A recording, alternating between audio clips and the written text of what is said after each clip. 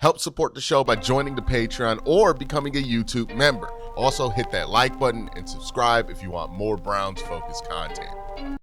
So the season is over. We've seen Sheduer play about 7.5 games, and I've given myself a few days to really think about what it is that we saw from Sheduer. And that's kind of what I want to talk about, is less about the technical aspects of what it is that I think Sheduer does well and doesn't do well. That is a video that I have done throughout the season when I'm breaking down his film. I've done breakdowns of every single game that Sheduer has had.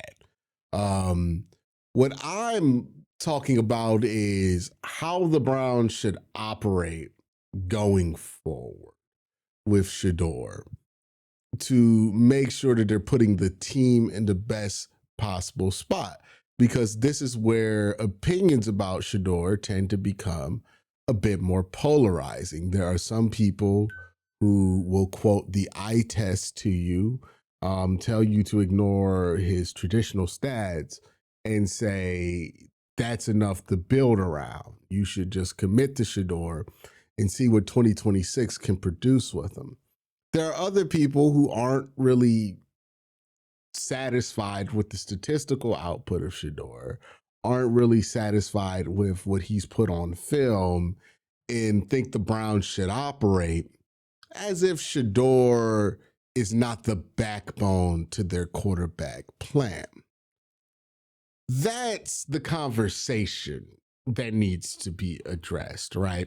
Whether you think Sheduer could be a good quarterback in 3 or 4 years, the real question is, what do you think Sheduer is going to be ready for in 2026? And how much can you lean on him organizationally in 2026? And when I hear people make arguments that the Browns should stick with Sheduer and make him the backbone of any quarterback solution for 2026, I hear a lot of similarities to arguments that Steeler fans used to have about Kenny Pickett. Now, that's going to piss a lot of people off. And oftentimes the truth does piss people off. But there are a lot of similarities there between how people talked about Kenny Pickett at the beginning of his career and how people are talking about Sheduer currently, right? And it might be easy to dismiss that statement, but I was around in 2022. I covered the Browns in 2022. I also was following the Steelers because of my AFC North Talk podcast. I know how Steeler fans were talking about Kenny Pickett in 2022. And I know that the things that I say about Kenny Pickett, when I talk about him being a bad quarterback and he's not good and he should have been a 3rd round pick, that stuff was not popular in 2022, even amongst Browns fans. Browns fans thought that Kenny Pickett had a better chance of making it out than what they do now. But now, today, when I say that stuff about Kenny Pickett, people will be willing to pile on. That's kind of how I feel about Sheduer. I feel like I'm in a very similar place to him that I was with Kenny Pickett. And that's kind of the lens that I view Sheduer through. I think he's very similar to Kenny Pickett at this point of his career to where Kenny Pickett was. Thing about Kenny Pickett that people forget, Kenny Pickett had good moments. Kenny Pickett had game-winning drives. He had clutch throws.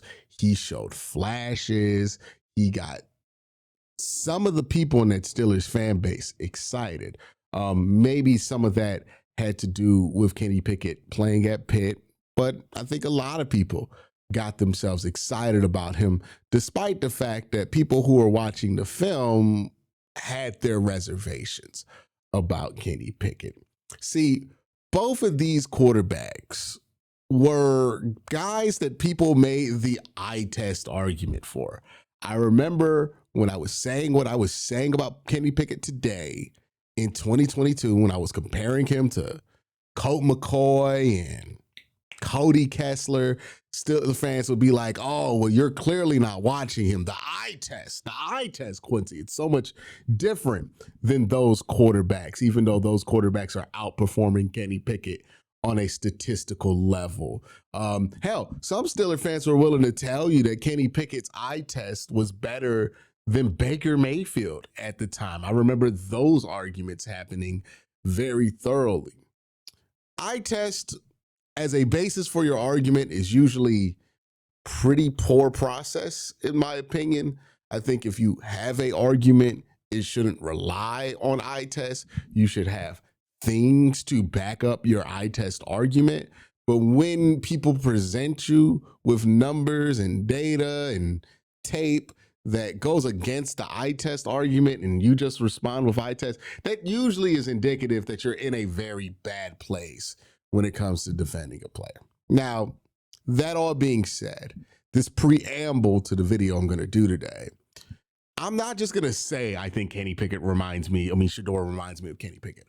I'm going to prove with why it is that I think that's the case and have a lot of data to back that up. So we're going to get to that. But before I do, let me thank my sponsor, Sleeper. Hey, have you ever heard of the Sleeper app? Well, here's a fun secret. It's not just for fantasy leagues. It's great for fantasy leagues. I personally have used it for years with my college friends to play fantasy football and to do pick'em leagues, all sorts of fun stuff like that. But the Sleeper app also gives you news. It gives you scores. You can also try to turn your football knowledge into real money. Just download the Sleeper app and pick more or less on your favorite players with more stats than any other daily fantasy app. Just choose 2 or more of your favorite players from pregame or live. Pick more or less from the predicted stats, and you could win up to 100 times your money if your picks win. Use promo code WORSTTAKE and you'll get up to $100 match on your first deposit. Again, promo code WORSTTAKE. You'll get up to $100 match on your first deposit. Terms and conditions apply. Links are in the description. All right, so why is it that I think that Kenny Pickett and Sheduer are very reminiscent of each other? And why it is that the Browns should probably avoid making the same mistake around Sheduer that the Steelers made with Kenny Pickett. We'll start with just simple mainstream stats, right? We're just going to read off their stat lines. Kenny Pickett's first 7 starts, he had 252 pass attempts on 65.5% completion, 1,480 yards, 3 touchdowns, 5 interceptions, and a 76.8 rate, and he took 23 sacks, had a win-loss record of 3-4. Sheduer Sanders, 196 passing attempts on 59.2% passing, 1,353 passing yards, 7 touchdowns, 9 interceptions, a rating of 72.9, with 21 sacks taken and a 3-4 record. Both QBs threw for a similar amount of yards. Both took a similar amount of sacks. Both had a similar quarterback rating with a similar win-loss record after their first 7 starts. Now, there are some differences. I do think that Kenny Pickett's roster offensively, especially at wide receiver, was better than Sheduer's. The offensive line for Pittsburgh at that point was pretty poor, actually. They were kind of in the middle of 2 eras. There's what they have now, and then there's when they let go of the Big Ben offensive line. This was kind of in that dead period. These weren't great offensive lines in Pittsburgh. They were starting like Dan Moore at left tackle, a mismatch of day 3 picks and free agents in the interior. So I wouldn't say that the offensive line makeup is that much different from Sheduer. And honestly, if we're looking at like pass block win rate, it's pretty similar to what Sheduer dealt with. The Browns have a better defense than the Steelers did at that point in time. And I think rushing attacks, the Browns have better talent there, but the Steelers were much better at run blocking than the Browns were. So again, it's not one-to-one. If you want to bring up what their roles were in training camp, I think Kenny Pickett was competing for the starting job with Mitchell Trubisky, but ultimately did not get the job. I think Mitchell Trubisky got the bulk of the first team reps for all of the preparatory parts of the season. So Kenny Pickett coming into that starting job wasn't coming in with a ton of first team reps, wasn't coming in to the best situation in the world. So yes, while there are differences to those two that produce slight variations in those stat lines, I don't think those differences are extreme enough to explain big differences or big similarities between those stat lines. I think that it's pretty fair to compare the two, given that the circumstances around both players weren't different enough, right? Kenny Pickett wasn't playing on like the 2019 49ers. Like, I wouldn't compare Brock Purdy to what Sheduer is doing. That would be completely unfair. But the Steelers at that point in time, there are some differences in these numbers, right? For as many similarities as there are. Kenny Pickett played a more conservative style under Mike Tomlin early in his career. So a lower touchdown percentage, but also lower turnover percentage than Sheduer. If we look at QBR, Sheduer is at 19 and Kenny Pickett's at 53.6. Now, let's have a brief conversation about QBR, because this is one of those stats that I think people don't understand how to apply very well. Because if you judge a QBR, like the raw QBR number, to a different year, I don't think that's fair, right? Because QBR, the scale and the algorithm for it, it adjusts every year. So you really got to look at QBR in a vacuum of its own year. What I mean by that is this. Kenny Pickett had a 53 QBR in 2022, but some years a 53 is a good grade for QBR. Some years 53 is a terrible grade for a QBR. Some years they're more lenient with the points. Some years they're more scarce with the points that they give out. So QBR doesn't exist just to give you that raw number. I think people misunderstand it. The raw number exists to give you a ranking, right? Where that quarterback ranks. That's what that number is there for. So when people compare one number to a different year, that is a misuse of QBR. When you're comparing where that number ranked in that year to another year, I think that's fair. Now, Kenny Pickett, his 53.6 QBR ranked 19th of all the quarterbacks rated. Sheduer ranked 37th of all the quarterbacks rated. So a significant difference there in QBR that I don't think is explained by Sheduer having, slightly worse run support, a arguably worse offensive line when it comes to pass protection, and legitimately worse options at wide receiver. I think those things would justify if Sheduer was sitting at like 22 to Kenny Pickett's 19th, but a difference of 19 to 37 cannot be explained with first team reps and like more small minor factors to explain that big of a difference.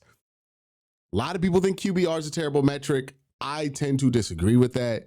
If you go back and you look at QBR, the leaders in that stats are usually the people who are competing for MVP at the end of the year. The guy who has the highest QBR is usually AP first team all-pro quarterback. And if you look at the inverse, the guys with the terrible QBRs, those don't happen by mistake, right? You look at everybody who's had a terrible QBR, it's not really a mystery that they had a bad QBR. Is it the Bible? Is it the only thing you should look at when you're evaluating quarterbacks? Absolutely not. It's one piece to a very big puzzle. But is it something that you should ignore? I tend to argue not. And when we're looking at just that level of comparing the stats and what Kenny did his rookie year to what Sheduer did, That's a massive concern that his QBR was that low. It's a concern that his interception percentage was that high as well. But there are other things to talk about, right? Let's talk about some more advanced metrics because I think this is interesting. Now, when people talk about the eye test, right, there's obviously something there that's giving them the feeling that Kenny Pickett his rookie year passed the eye test, that Sheduer right now is passing the eye test. What I think these numbers do is best quantify what they mean by eye test and passing the eye test, right? This is the best way to statistically quantify the flashes that people see that drive them to use the eye test argument with these two quarterbacks. And I think when you look at these and quantify those flashes, you start to sober up a little bit about the reality of it. See, when it comes to big time throws, which is what Pro Football Focus does, they chart throws that they deem big time or next level. And they give you a percentage for how many of your throws are those level of throws, whether they're completed or not, right? So incomplete passes do count for big time throws. Kenny Pickett, his rookie year, had a 4.3% big time throw percentage. Sheduer Sanders, his rookie year, 4.5% big time throw percentage. When we look at Kenny Pickett turnover worthy plays, that means the amount of throws, whether they were intercepted or not, that should have been intercepted. 2.3% of his passes were turnover worthy plays, with Sheduer Sanders 5.7. So you have fractions of a percentage separating these two on big time throws, a pretty large separation when it comes to the amount of turnover worthy plays that both quarterbacks were creating. In Sheduer, obviously, having a much, much higher turnover worthy play percentage. There's other context to this, right? If we're looking at Sheduer Sanders' intended air yards per pass attempt, which is IAY/PA, they're identical. Kenny Pickett intended about 7.2 yards per pass attempt. So this is completed or not. How many yards are you trying to complete per pass? Sheduer Sanders, 7.2 yards per intended pass yard per pass attempt. So identical numbers there. When we look at their deep charting, so we're charting 20 plus yard passes, they're also pretty comparable. Sheduer does have a significantly higher big time throw percentage when it comes to deep throws. Kenny Pickett checking in about 27.8%. Sheduer Sanders checking in at 32%. When it comes to turnover worthy plays, though, Sheduer Sanders sits at a significantly higher turnover worthy play percentage at 3.7 for Kenny Pickett, 8% for Sheduer on deep throws, which is double what Kenny Pickett's was. And if we're looking at time to throw, Kenny Pickett with a 2.88 second time to throw, Sheduer with a insane 3.48 time to throw. And it's not good that Sheduer's time to throw is 3.5 seconds. That's not where you want that number to be with Sheduer. It's pretty bad. So the reason I think it's important to quantify these things is simple. It's real easy to get lost in the sauce when you're just talking about the abstract concept of somebody flashing or passing an eye test. But when you actually quantify what that means and what that looks like, you end up finding out that it's not actually as rare as you might think it is. It's much better than it was for like Dylan Gabriel. But if we compare Sheduer to Kenny Pickett's rookie year, which was not seen as spectacular in Cleveland, we start to realize that there's a possibility that we're overrating what we're seeing with Sheduer Sanders, given that it's not happening at a higher rate than a quarterback that many people at the time in Cleveland, at least, not in Pittsburgh, but in Cleveland, at least, considered to be mediocre. These aren't the only things we have to look at when it comes to Sheduer and comparing him to Kenny Pickett. Let's look at the advanced metrics where I think Sheduer does not fare very well in a lot of these. I'll go through and explain these advanced metrics for those of you who don't really follow the advanced metric scene. I don't really blame you. A lot of people make it inaccessible. This is my attempt to make some of these advanced metrics more accessible to you and explain them, because I don't think that, sometimes the NFL nerd community does not do a good job of actually explaining why these numbers are important and just kind of shouts at people using these numbers. But they are important. I'll explain why for those who don't know. The first number we're going to go to is success rate. Now, success rate measures how often you're getting the desired amount of yards per down that you're in. So if you're in 1st and 10, the desired amount of yardage is +4 yards. And if you complete a play for +4 yards, that contributed positively to your success rate percentage. But if you are on 1st and 10 and you throw a pass and it results in a -1 yard completion, that contributes negatively to your success rate. It's not a 1-to-1, this is what quarterback is better stat. It has a lot of factors in it that are determined by other things other than the quarterback. But it is a quarterback-driven metric, which means a lot of what creates the success rate percentage is able to be manipulated by the person playing quarterback. So that's why it's measured as a quarterback stat. Do team factors come into it? Yes, right? If you throw the ball to a running back and he decides to cut 5 yards behind the line of scrimmage, you get a minus on your success rate, but it's not really your fault. But since the quarterback position is the position that can most affect success rate, it is viewed as something that you look at when it comes to a quarterback. So if we're looking at success rate for Sheduer Sanders, 34.5%, which is the second lowest in 2025.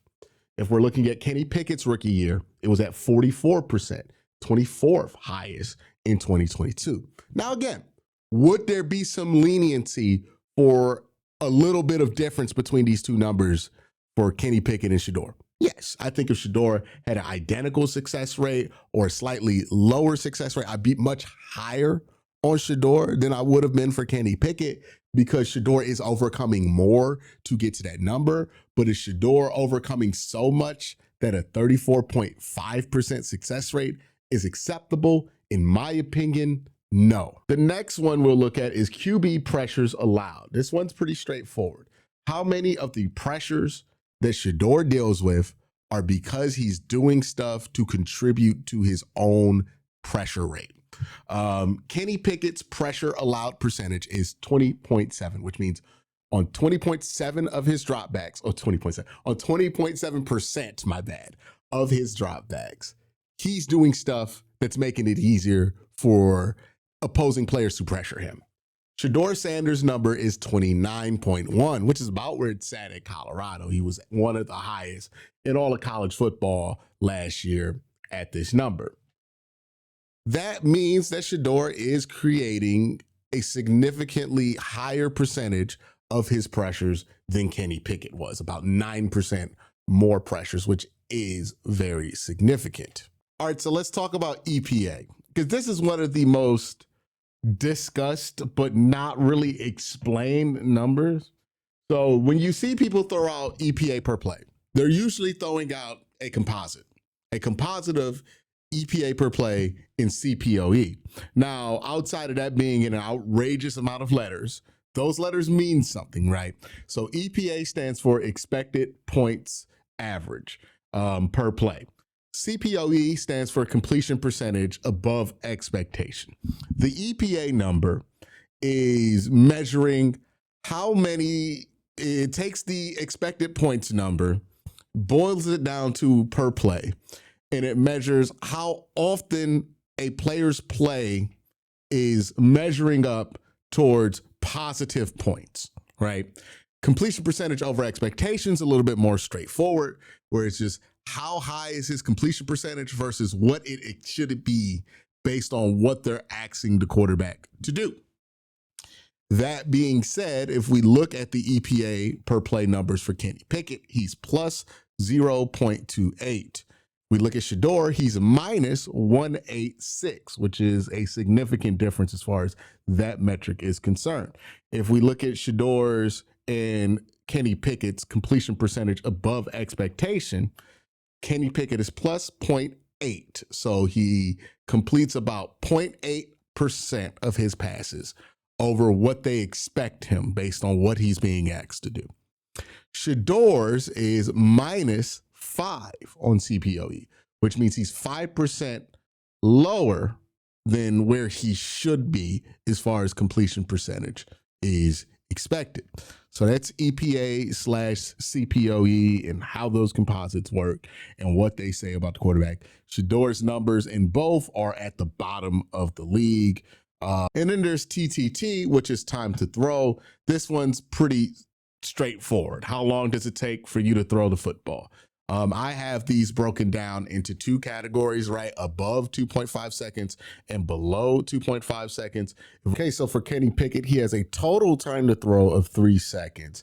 Under 2.3 seconds, so the dropbacks where he has the ball for just 2.5 seconds, that makes up for 38.6% of his dropbacks. He has a 4.4% big time throw percentage in those situations, a 2.0 turnover worthy play percentage in those situations, and a 71 PFF grade in those scenarios. When he holds the ball for 2.5 seconds or more, which makes up for 61.4% of his dropbacks, he has a 4.2% big time throw percentage and a 2.1% turnover worthy play percentage with a 75 Pro Football Focus grade. I think looking at Sheduer's splits here kind of explains a lot and explains the issues in his game. If we look at Sheduer right here, right, he has a time to throw that is crazy. It's a 3.3 second time to throw. It's 2/4 of a second, not 2/4 of a second, 2/10 of a second away from how long it takes him to throw when he's throwing the ball deep, which is crazy in the Browns offense, which specializes on being on time and getting rid of the ball quickly, right? A lot of the Browns offense is quick reads and getting rid of the ball. This isn't like, a Monken style offense where you're being asked to kind of sit in the pocket and look downfield and attack. Like, this isn't that. This is a quick shot offense. When we look at what Sheduer is doing in under 2.5 seconds, you find out that only 26.7% of his dropbacks happen under 2.5 seconds, which again, in an offense where 40 to 50% is normal, 26.7 indicates a bigger problem there than just, they're not calling quick hitters, because they are. I've watched the tape. They're calling quick hitters. He's not reading them fast enough if he's not getting the ball out in under 2.5 seconds. When you look at his big time throw to turnover worthy play percentage, it's even more concerning. 0% on big time throw here, 4.6% on turnover worthy play with a 48.1 Pro Football Focus grade. If we look at over 2.5 seconds, you see that 72.5% of his dropbacks end up in this category. And again, that's unusual for every other quarterback in the Browns offense over the last 2 years. It's pretty unique to Sheduer. So this is how he wants to play. And when he plays that way, to his credit, he does get a good amount of big time throws, 6.6%. The issue is he also throws an equivalent amount of turnover worthy plays at 5.7%. And that's why his grades even out to be a little bit worse over 2.5 seconds than what they are under 2.5 seconds. I believe he's 5 touchdowns and 7 interceptions over 2.5 seconds. So he's overly reliant on holding the ball long, either because he cannot process fast enough or because he does not trust his ability to go fast enough in the offense. So he's over reliant on holding the ball over 2.5 seconds. And then when he does hold the ball for over 2.5 seconds, it's not like the results are enough to carry an offense, which is the second problem that is presented by Sheduer playing this way and not being good enough to really justify this level of play. All right, so it's a day later. I've given myself some time to think about it. And one thing I did want to kind of bring up is I looked at all the advanced metrics. I looked at all of these things, a statistical study of Sheduer and comparing him to Kenny Pickett. But what about the help, right? Are there ways to quantify some of the specific things that could directly affect his ability to put up those numbers? And is the help so bad for Sheduer that it justifies what is a unfavorable comparison to Kenny Pickett's first year as a pro? Now, the one piece of context is there's really no stats around is how many reps in practice did Kenny Pickett get. It is worth noting that Kenny Pickett was not the week one starter his rookie year. I believe it was Mitchell Trubisky. I think Kenny was in some kind of competition with him, but I don't think Kenny got the bulk or a ton of first team reps in training camp. I don't think it matters, but there are certainly people who are going to bring it up. So just bringing it up to be thorough here. But let's look at some help stats for Kenny Pickett. When we look at the pass block pressures that are on the offensive line, Kenny dealt with 21% of that. Sheduer dealt with 28.6. So significantly more pressures because of the offensive line. When we look at drop rate, Kenny had a 0.048 drop rate, 13 drops out of 270 targets. Sheduer Sanders had a 0.25, so actually less drops he dealt with than Kenny Pickett, 7 drops out of 194. Does this mean that Sheduer had better wide receivers than Kenny Pickett did in 2022? No, he did not. Kenny Pickett had baby George Pickens and Deontay Johnson right at the start of the fall off. He was dropping the ball a ton at this point in his career, but still considered a decent wide receiver. When we look at bad throw percentage, Kenny Pickett 18.5, 18.2, Sheduer at 14.9. So Sheduer a bit more accurate, not really as prone to errant throws. But when we look at on target percentage, this is a surprising difference. 72.1% for Kenny Pickett and 63.6% with Sheduer Sanders. So while he doesn't have as many errant throws and he just straight up bad throws as Kenny Pickett, it would suggest that he's not on target as much as Kenny Pickett was at that point of his career. So again, when I look at all of this, I do have to evaluate. There are some differences between Kenny Pickett's situation and Sheduer's, and I think everybody would admit that Kenny Pickett's rookie year was a bit more of a preferable situation than what Sheduer has. And I think that that's fair to consider. But I think what's also fair to consider is that this is not a case of there being like tiny gaps consistently in some key metrics for Sheduer. This is a case of there being large gaps that can't be explained by having a slightly worse or even just straight up worse situation than Kenny Pickett, right? Like, and some of the metrics aren't really affected by help. His time to throw and what he does under 2.5 seconds, I don't think that's been heavily affected by the amount of pressures that he's dealing with, because he's not dealing with a ton of quick pressures. There's a lot there that concerns you, even if you take into consideration that he's not dealing with the best situation in the world. And that kind of brings me to my conclusion here with this whole statistical analysis. Do I think that Sheduer Sanders right now is worthy of the Browns committing to him as the starter for 2026 in any way, shape, or form, based off of his play in 2025? I don't think we're close to that, if I'm being honest with you. I don't think what we've seen is even close to allowing for that consideration. Should Sheduer get a chance to compete if the Browns can't bring in somebody who can, automatically start day one, sure, why not? He's not been so bad that I don't think he belongs in the NFL or that he doesn't have a future. He's just been bad enough to where I don't trust the organization with him at this point of his career. So that's really it, right? Like, and the reason I bring up this Kenny Pickett comp when it comes to Sheduer is because I know from covering when the Steelers were really into Kenny Pickett, when Steeler fans were really into Kenny Pickett, and how Browns fans were laughing at Steeler fans at that time for being into Kenny Pickett.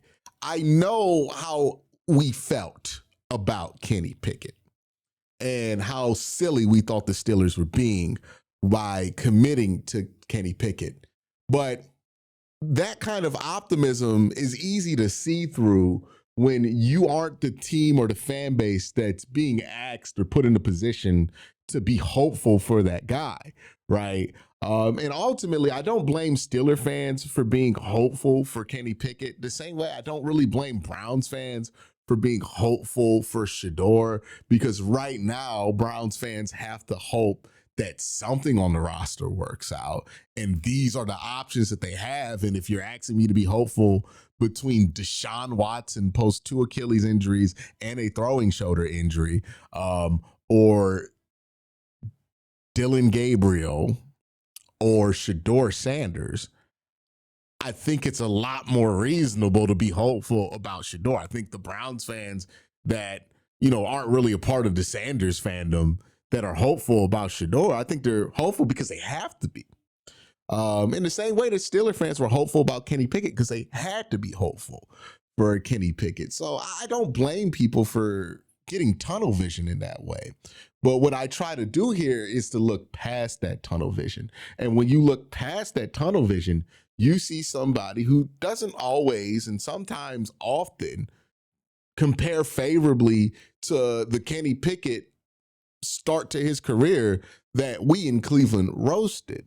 And I think that's a very sobering realization, at least for me, that he doesn't even compare favorably to rookie year Kenny Pickett, because that was somebody we knew by watching him was not going to be the face of the franchise anytime soon. Again, doesn't mean you cut him, doesn't mean you don't give him any opportunities in the NFL period anymore. But if we're talking about putting a team around him and building around him and turning the franchise to focus on Sheduer, I think you're setting yourself up to put that around a quarterback who could be benched by like week 10.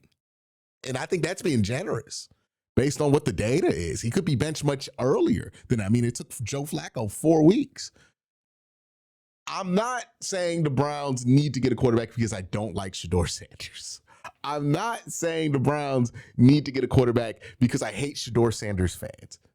If I thought they were good enough, I would deal with all the bullshit. I don't care. The reason I'm saying the Browns need to really evaluate the quarterback position and do something about it is because I'm convinced that what they have is just straight up not good enough. And when you see that he's not even comparing favorably to a quarterback that we all knew from week 1 of his first start wasn't really going to be much, that kind of is a screaming red flag for you. So that's my opinion. That's my statistical analysis of Sheduer Sanders. Let me know what you think in the comment section down below. Y'all have a great day. Have a better night. Peace.